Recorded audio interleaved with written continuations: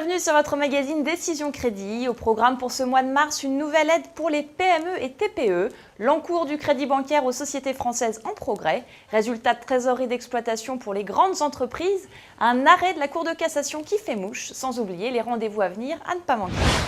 Une nouvelle aide pour les PME et TPE qui souhaitent prospecter à l'étranger. Coface lance l'A3P, une assurance prospection simplifiée qui permet une prise en charge des dépenses pour toute entreprise française hors négoce international.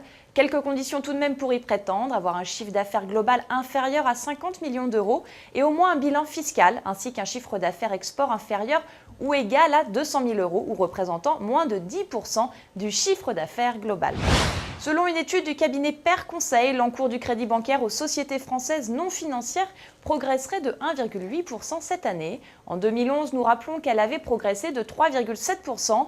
Pourtant, ce phénomène de ralentissement serait moins marqué pour le crédit bancaire aux PME. Les banques affirment même une nette amélioration de leurs conditions d'accès au financement, avec une hausse des taux du crédit aux entreprises qui se serait stabilisée. À noter pour autant que la dégradation de la situation économique aurait entraîné une rechute de la demande de crédit des entreprises en début d'année. Du côté des grandes entreprises, les trésoriers considèrent que la trésorerie d'exploitation en mars est redevenue normale après une phase de difficulté. Le solde d'opinion s'établit à 1,6%, soit une amélioration par rapport au mois dernier de 0,3%. La Cour de cassation remet les points sur les i. Lors d'un arrêt rendu le 7 février dernier, elle rappelle qu'avant de rejeter un chèque pour défaut de provision suffisante, l'établissement de crédit doit adresser au préalable au titulaire du compte une mise en garde sur les conséquences du défaut de provision. Pour rappel, l'article 131-73 du Code monétaire et financier dispose que le banquier peut, après avoir informé par tout moyen approprié mis à disposition par lui le titulaire du compte des conséquences du défaut de provision, refuser le paiement d'un chèque pour défaut de provision suffisante. Et un point juridique toujours avec Madeleine Gorillas, directeur opérationnel de France Créances, qui revient ce mois-ci sur la clause attributive de compétence, importante lors de la rédaction d'un contrat. On l'écoute.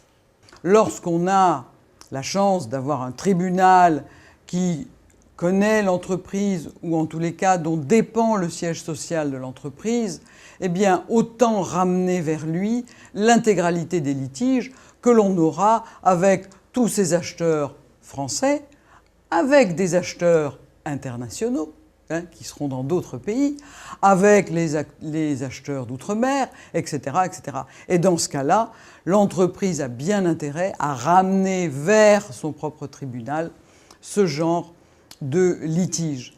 Cela lui coûtera moins cher, bien entendu, de centraliser tout son contentieux sur un même intervenant au même endroit.